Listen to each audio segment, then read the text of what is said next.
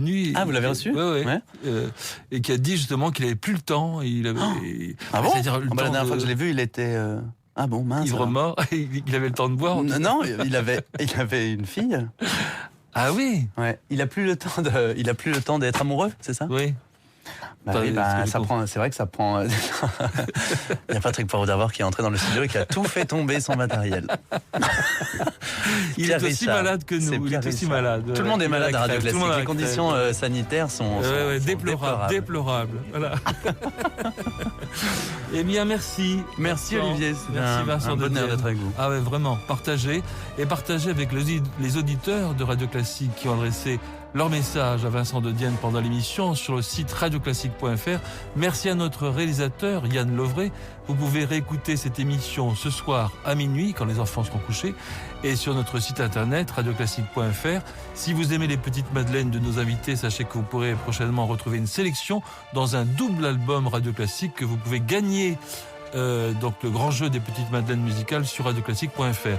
Ce soir, Laure Maison vous donne rendez-vous à 20h pour la diffusion du concert formidable. Et d'ailleurs, Vincent, si vous pouvez écouter Cavaliera Rusticana et Payas ce soir par l'Orchestre de Toulon, formidable. Demain, nous serons en compagnie d'Albert Algou, Patrick Poivre d'Arvor. Bonne soirée sur Radio Classique. Sycomore Asset Management, société de gestion engagée qui donne du sens à l'investissement. Et il est 19h sur Radio Classique. –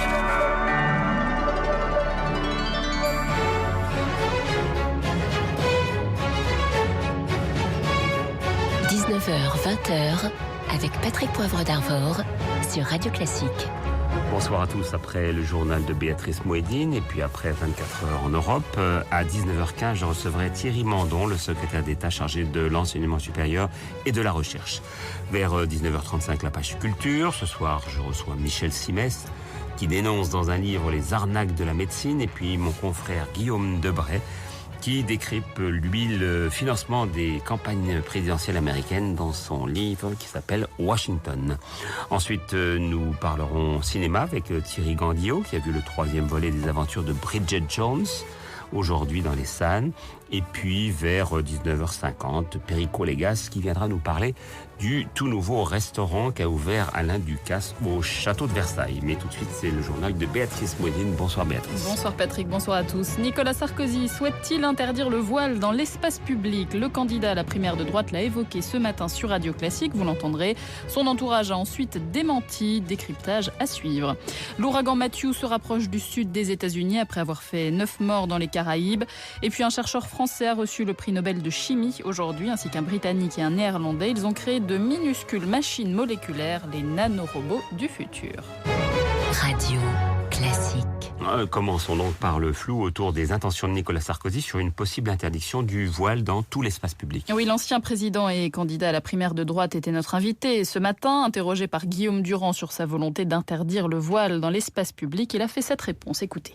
Mais est-ce que ça veut dire, par exemple, que vous êtes en train de concocter un projet concernant l'interdiction du voile qui, justement, pourrait dépasser l'interdiction éventuelle du Conseil constitutionnel? Exactement. Oui ou non? Oui. Ça veut dire très exactement que nous avons une identité nationale, un mode de vie. En France, je ne veux pas qu'il y ait des horaires pour les femmes à la piscine et des horaires pour les hommes. Qu'il y ait des médecins pour les femmes et des médecins pour les hommes. Voilà, oui, une loi pour interdire le voile, c'est ce qu'on entend. Et pourtant, dans la foulée, l'entourage de Nicolas Sarkozy a lancé un démenti. Non, il ne travaillerait pas à un projet pour interdire le voile dans l'espace public. Tout ceci dans la plus grande confusion, Charlotte Gauthier. Effectivement, alors que la réponse semblait limpide, le camp Sarkozy s'est mobilisé pour rétropédaler et tenir un tout autre discours. L'ancien président voulait en fait parler du burkini et non du voile. C'est la question posée qui n'était pas claire, assure même sa conseillère en communication.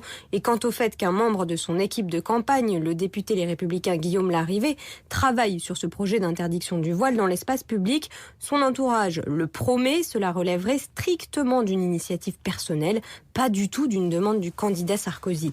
Quoi qu'il en soit, avec cette sortie, l'ancien président sème la confusion dans les esprits au sujet du voile, d'autant qu'il multiplie depuis son entrée en campagne les déclarations sur son opposition au voile, à la burqa et et au burkini, mettant systématiquement les trois sur le même plan. Un flou entretenu qu'on imagine mal être le fruit du hasard. Charlotte Gauthier sur Radio Classique. Le général Piquemal a été radié des cadres de l'armée, selon le Figaro.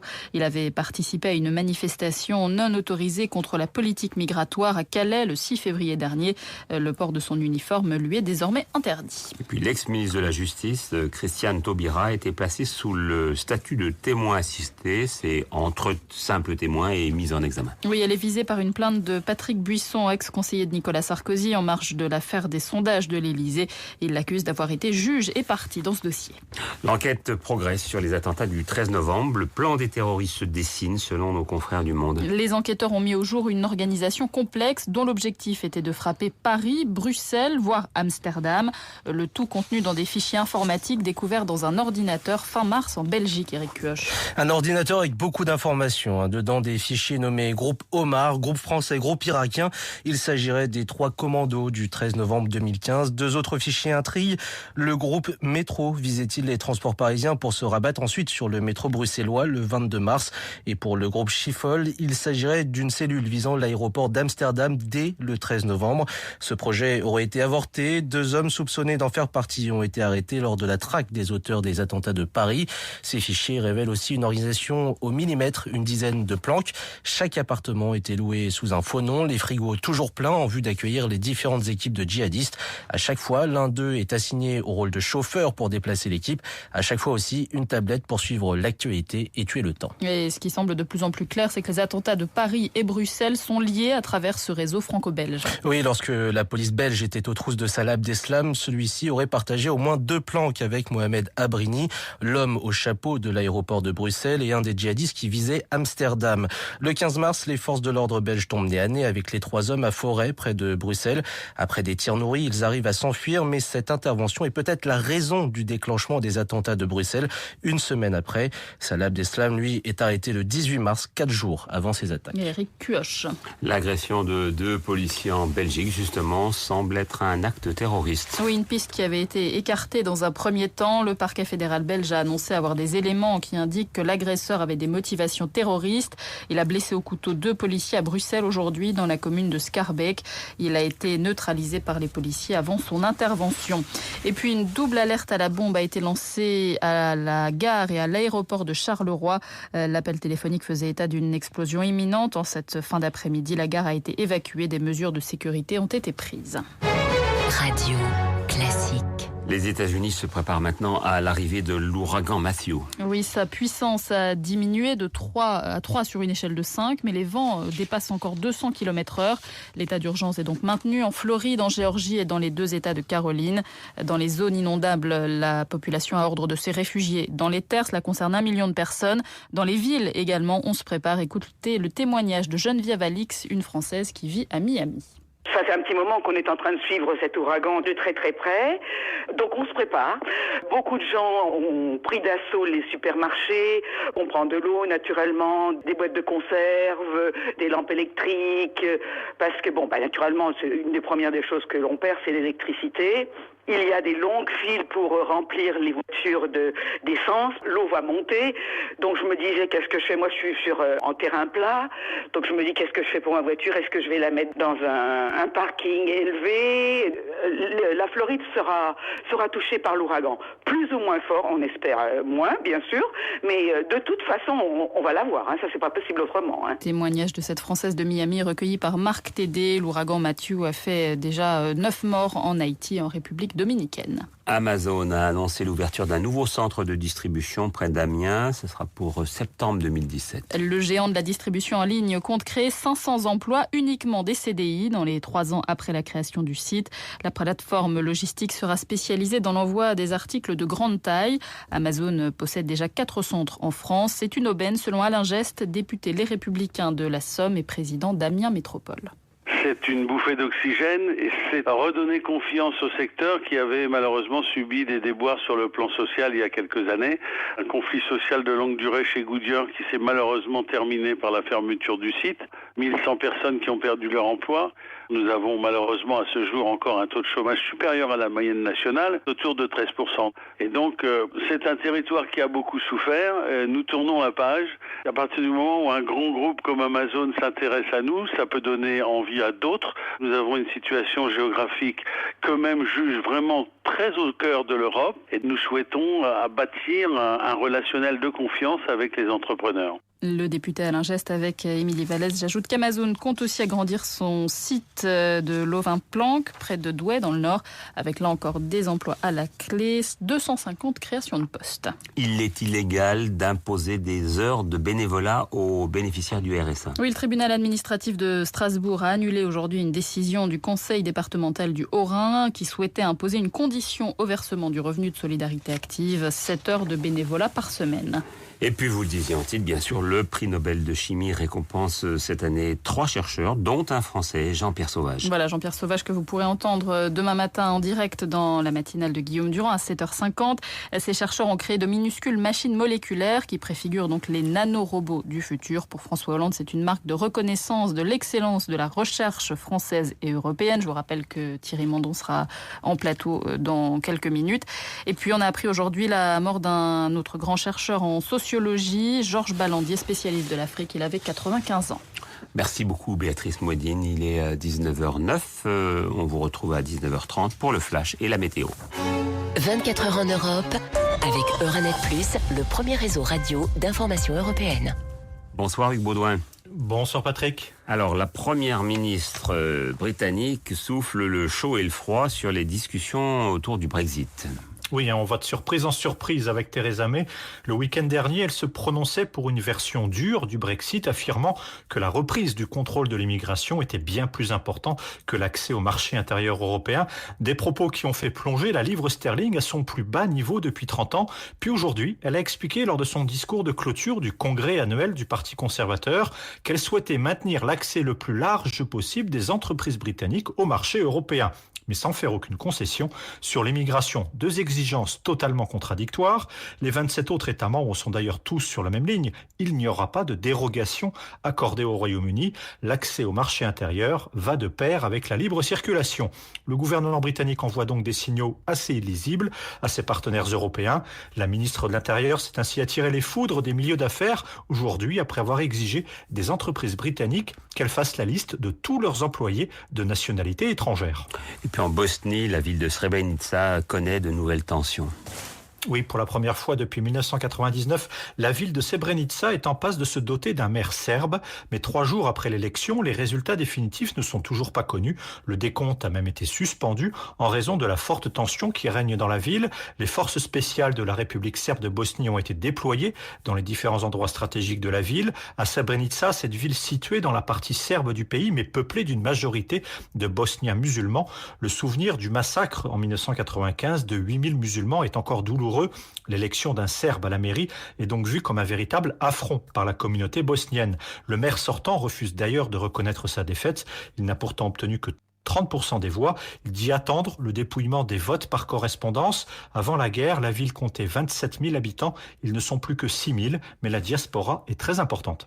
Merci beaucoup Hugues Baudouin. Il est 19h11 sur Radio Classique. Dans un instant, le grand débat du soir avec Thierry Mandon.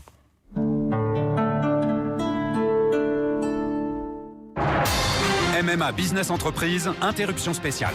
François, vous êtes à Nancy. Tout à fait, dans une petite entreprise, les peintures Bonval, qui compte le dirigeant et 2 salariés. 2 salariés, il lui faut donc une complémentaire santé collective, ça c'est compliqué. Non, son agent MMA l'accompagne. Conseil, analyse et une bonne couverture qui colle à ses besoins. En plus, tout est expliqué aux salariés. 0 tracas. 0 blabla, ouais envoyez la pub.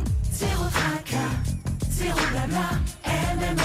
Nous avons demandé à Didier Tabary, président de Filorga, le premier laboratoire de médecine esthétique français, comment lutter contre les rides. À l'origine, notre spécialité chez Filorga, ce sont les injections anti-âge en cabinet médical. Aujourd'hui, nous mettons cette efficacité au service de toutes les femmes, grâce à nos crèmes anti-rides révolutionnaires. Et ça marche ? Eh bien, cela a été prouvé sous contrôle médical. Avec notre crème Time Filler, les rides sont divisées par 2 en 2 mois. Time Filler des laboratoires Filorga est devenu en juin le numéro 1 de l'anti-rides en pharmacie et chez Marionneau. Un week-end musical en bord de mer, ça vous dit ? Pour sa 5e édition, le festival Pornic Classique vous propose de retrouver Anne Kefelec, Gis Pasquier, le trio élégiaque et le quatuor Prajac. 6 concerts. 2 masterclass de piano et de clarinette, ça se passe au Festival Pornic Classique du 28 au 30 octobre. Renseignements sur le site Pornic Classique ou à l'Office de tourisme de Pornic. Retrouvez Nemanja Radulovic le mercredi 12 octobre sur les réseaux sociaux de Radio Classique à l'occasion de la sortie de son nouvel album consacré à Bach chez Universal Music. Vous en saurez plus sur ses coups de cœur, ses envies, ses projets. Et à 13h30, posez-lui toutes vos questions sur Twitter avec le hashtag #DirectRadulovic. En octobre, vous avez rendez-vous au domaine de Chantilly pour les Journées des plantes de Chantilly. Dans le cadre enchanteur du parc du château de Chantilly, plus de 200 exposants venus de toute l'Europe vous font découvrir les richesses du jardin. Des arbres et arbustes aux couleurs d'automne, en passant par les outils du parfait jardinier, toute la diversité végétale s'offre aux visiteurs. Les Journées des plantes de Chantilly, le plus grand rendez-vous botanique européen, c'est du 14 au 16 octobre au domaine de Chantilly. Informations et réservations sur domaine-de-chantilly.com.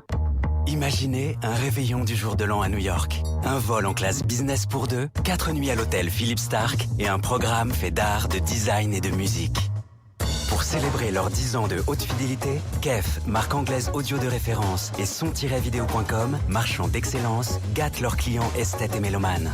Pour participer au jeu concours et avoir une chance de vous envoler vers la ville qui ne dort jamais, achetez un produit KEF chez Son Vidéo avant le 30 novembre. KEF, l'obsession de la haute résolution. Son Vidéo, référence hi-fi et home cinéma. Règlement sur son-vidéo.com et leur point de vente. Vous écoutez un extrait du nouvel album de Jean Muller, dédié à Brahms, Prokofiev et Ligeti. Pianiste d'exception, Jean Muller livre ici un enregistrement d'une extraordinaire sensibilité.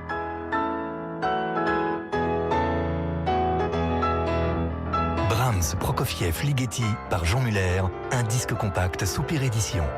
Et retrouvez Jean Muller en concert à Paris, Salle Cortot, le 16 octobre. Informations et réservations sur autourdupiano.fr. Juste quelqu'un de bien. Mon opticien Atoll m'a fait une proposition très attirante. À plus de 50 ans, ça ne se refuse pas. Et oui, avec l'âge, les yeux deviennent sensibles à la luminosité extérieure toute l'année. Alors je conseille les verres progressifs à teinte variable. Et bonne nouvelle chez Atoll, pour l'achat d'une paire équipée de verres Essilor Varilux Transition, votre deuxième paire de lunettes de qualité est à moitié prix. Dispositif médical offre jusqu'au 31 octobre, voire conditions en magasin. Atoll, mon opticien. Quelqu'un de bien. Radio Classique, l'invité du soir de Patrick Poivre d'Arvor. Et comme il est tout juste 19h15, c'est Thierry Mandron qui sera donc ce soir mon invité pour donc invité politique de la semaine. Thierry Mandron, secrétaire d'État chargé de l'enseignement supérieur et de la recherche. Bonsoir. Bonsoir. Alors, vous arrivez avec un paquet de bonnes nouvelles dans vos poches. C'est pas le cas de tous les ministres en ce moment. D'abord, il y a une nouvelle qui ne vous concerne pas tout à fait directement, mais quand même qui a été décidée par le prix Nobel de chimie, qui a décidé de donner un de ces 3 prix Nobel à un Français, Jean-Pierre Sauvage. Ça veut dire que vraiment la recherche, dont vous êtes le ministre de tutelle, la recherche française travaille bien. Oui, travaille bien, elle est reconnue au niveau mondial. Il y a 60 prix Nobel en France. On a eu 60 prix Nobel, on est le 4e pays au monde. Et on a souvent des prix Nobel dans des recherches fondamentales, ce qui est le cas aujourd'hui en chimie moléculaire. Et donc ça veut dire qu'on a toute une génération de chercheurs. Je dis bien génération parce que c'est des chercheurs qui ont beaucoup de métiers, qui fait partie de l'excellence mondiale et qui en même temps nous invitent à maintenir les efforts nécessaires à garder cette qualité et maintenir aussi les efforts pour s'ouvrir à ce qu'est devenu la recherche aujourd'hui, c'est-à-dire un mécanisme de globalisation réelle. Vous avez vu que ce prix Nobel est partagé avec un Américain et un Anglais. Néerlandais, oui. Néerlandais, pardon, qui a été à Oxford, enfin je rentre pas. Et donc voilà, comment on garde des sciences très fortes en France, comment on le fait pas de manière arrogante, mais collective, collaborative avec d'autres pays du monde, c'est des signaux pour l'avenir, ça. Alors Thierry Mandon, on vous a invité parce qu'hier, le gouvernement et les acteurs de l'enseignement supérieur ont validé la sélection à l'entrée en première année de master. Donc dès l'année prochaine, vous dites assumer ce terme de sélection, alors que j'ai pas entendu votre ministre de tutelle, Najat Vallaud-Belkacem, employer ce mot. Il faut pouvoir dire de temps en temps qu'il y a de la sélection, sinon ça ne s'arrête jamais. Il faut appeler un chat un chat. D'abord, elle existe aujourd'hui. Elle est faite de manière, entre guillemets, clandestine. C'est-à-dire hors tout contexte légal, c'est-à-dire qu'il y a déjà de la sélection master. Et il y en a entre le master 1 et le master 2, ce qui est absolument absurde, car le master c'est un cycle. Après la licence, vous avez 2 années de master, on ne peut pas découper en 2. Et il y en a même, dans certains cas, en master 1. Et quand les étudiants se rebellent contre ces pratiques illégales, ils gagnent devant les tribunaux. Donc, si c'est... Et pourtant, ça n'a pas été facile pour vous de faire passer ce texte. Non, parce qu'il fallait... c'est une réforme très importante qui aligne la France sur les standards internationaux, qui va donner beaucoup plus de lisibilité internationale à nos diplômes. Mais ce mouvement-là, il fallait qu'il soit partagé par la communauté. Il fallait mettre d'accord les présidents d'université, les syndicats, les étudiants, pour que cette réforme se fasse. Et donc, on a passé des mois à discuter de tout cela autour de 2 idées. Un certain nombre de masters sélectifs dès le master 1, et en même temps, pour quelqu'un qui a une licence, la possibilité, le droit de poursuivre ses études. C'est dans cette ligne de crête-là qu'il a fallu... Et est-ce que ça ne risque pas de laisser sur le bas-côté tous les étudiants qui seraient recalés après 3 ans de licence, par exemple ? Non. Cette sélection en master s'accompagne d'un droit à la poursuite d'études qui sera organisé avec une plateforme d'information des masters disponibles partout en France, et plus particulièrement autour de l'endroit où le jeune a eu sa licence. Et les recteurs d'académie seront garants de 3 propositions aux jeunes étudiants qui n'auraient pas eu le master sélectif qu'il avait demandé. Ils doivent faire 3 propositions.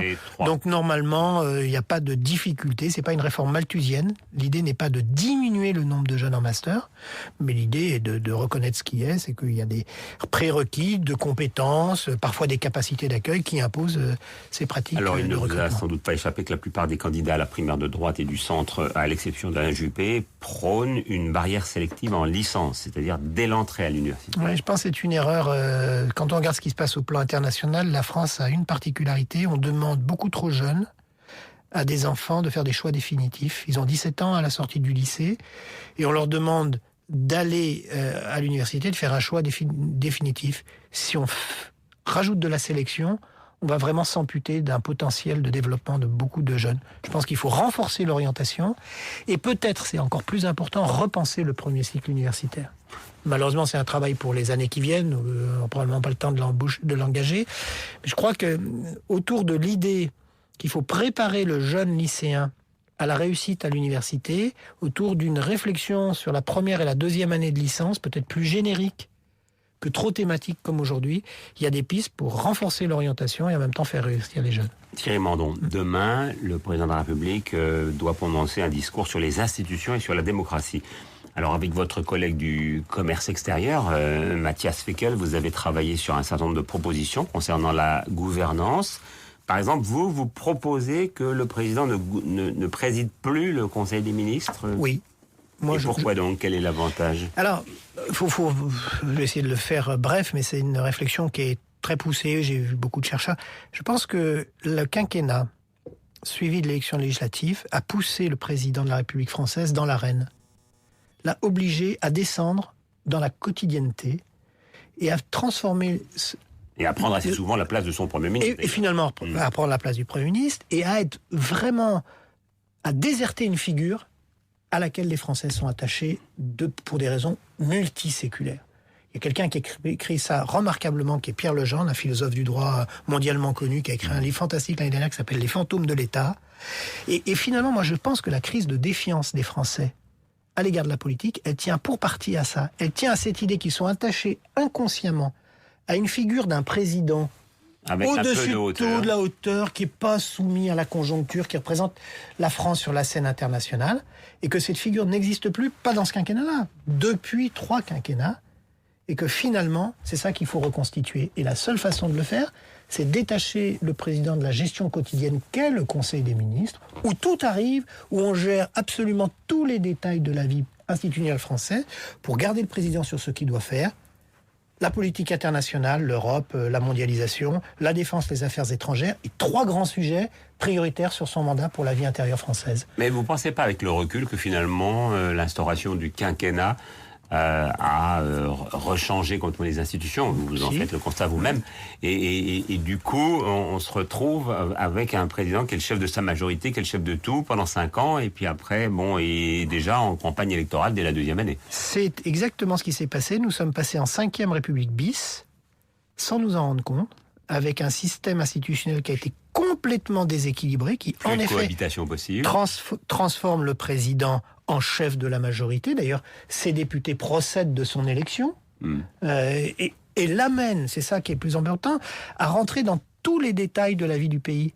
Et je pense que, à la fois, c'est pas ce qu'attendent les Français, et de plus, dans un univers qui a beaucoup changé avec la mondialisation, la construction européenne, les crises, la fonction traditionnelle du président, qui doit avoir un peu de recul, cette fonction-là a besoin d'être reconstituée. Vous savez que pendant ce temps-là, des gens veulent carrément la suppression du poste de Premier ministre. Alors il y a 2 autres propositions en vogue. On fait descendre complètement le président en chef de gouvernement, et il n'y a plus de Premier ministre. Je pense que vraiment il ne faut pas faire ça, parce qu'encore une fois, les Français sont attachés à quelqu'un qui est au-dessus de la mêlée, qui a ses convictions mais qui est au-dessus de la mêlée. Puis il y a une autre proposition qui est le septennat. Il est élu pour 7 ans, mais non renouvelable. Et cette proposition-là, elle répond au même objectif, c'est-à-dire faire remonter le président dans une fonction un peu désertée aujourd'hui. Encore une fois, je ne parle pas de notre président, je fais des institutions. Mais elle a un défaut, c'est qu'elle est construite sur la méfiance du peuple. Pourquoi on dit non reconductible ? Parce qu'on dit, si le président est reconductible, alors il se soumettra à ce que lui demandera le peuple, et sous-entendu, c'est pas bon pour le pays. Thierry Mandon, il n'y a pas très longtemps, c'était il y a à peine 3 mois, dans un entretien à Paris Match, vous avez déclaré en 2017, ce sera le tour de Bayrou, il sera devant nous et devant Sarkozy. Est-ce que vous avez changé d'avis ? Je pense que on voit la présidentielle comme une bataille à 3. Le Front National, le candidat de la droite République et le candidat du Parti Socialiste. Et ce que je voulais dire, c'est que je pense que cette présidentielle risque d'être beaucoup plus éclatée que ça au premier tour, que bien malin celui qui peut dire qu'il sera le premier, on peut malheureusement l'en voir à peu près qui c'est, le craindre, le Front National, mais bien malin celui qui peut nous dire qu'il sera le second. Ça ne sera pas forcément la droite classique et ce ne sera pas forcément la gauche classique. Est-ce que l'arrivée d'Emmanuel Macron dans le jeu change les choses ?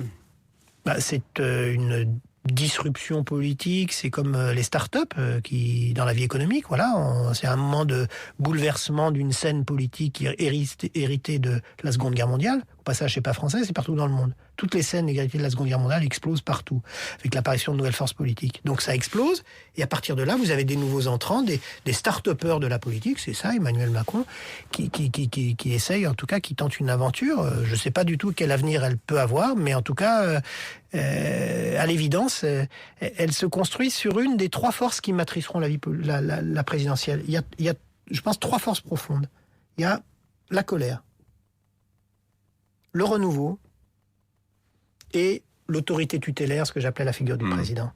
Et les candidats doivent nécessairement, pour avoir un espace solide, incarner l'une de ces 3 forces. Macron, il est sur le renouveau. Bien sûr. Et justement, Thierry Mandon, si les gens semblent séduits aujourd'hui par Thierry Mandon, par Marine Le Pen, etc., c'est parce qu'ils n'ont pas gouverné, en tout cas pas à ces niveaux de pouvoir, et sans doute parce qu'ils ne sont pas contents de l'offre qu'on leur propose. Un président en titre contre un ancien président d'il n'y a pas si longtemps. Oui, il y a une volonté que les choses changent, de discours un peu nouveaux, mais c'est en même temps une volonté qui n'est pas formée.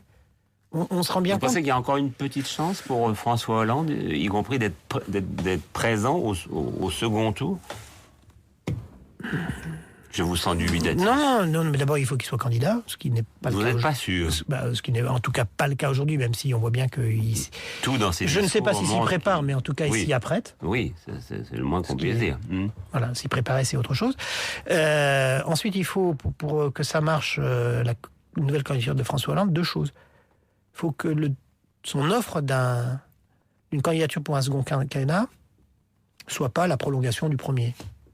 Donc il faut pouvoir lire le premier, expliquer pourquoi ce premier quinquennat s'est passé comme il s'est passé, Et on peut assumer les choix, mais en montrant qu'ils étaient sous l'emprise de nécessités au pluriel, économiques, diplomatiques, terroristes, enfin, il y a plein de budgétaires, et en même temps tracer une aventure positive pour le second, c'est sa difficulté. Et un Manuel Valls à la place de François Hollande pour renouveler l'offre, justement.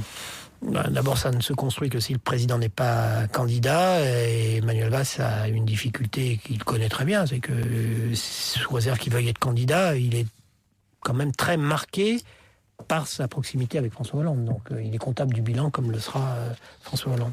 Merci Thierry Mandon. Dans un instant, le retour de Béatrice Mouedine, puis la page culture avec mes invités Michel Simès et Guillaume Debray, mais également nos chroniqueurs Thierry Gandillot et Perico Légas. Votre succès est notre raison d'être. Colliers International France, conseil en immobilier d'entreprise, imagine, conçoit et prépare l'avenir de ses clients. L'offre de services de Colliers International France est globale et regroupe l'ensemble des métiers de conseil en immobilier. Et avec Colliers International, retrouvez chaque matin la question écho du jour à 6h55 sur Radio Classique. Qu'est-ce que le bonheur? L'univers a-t-il un commencement? Juillet ou août? On a le temps de se poser d'autres questions quand on sait quelle voiture choisir. Citroën C3 Vitamine à partir de 9 990 €. Avec moteur PureTech, climatisation et radio CD MP3. Dépêchez-vous, c'est en ce moment. Et pendant le mondial de l'automobile, profitez de reprises exceptionnelles sur toute la gamme Citroën. Citroën.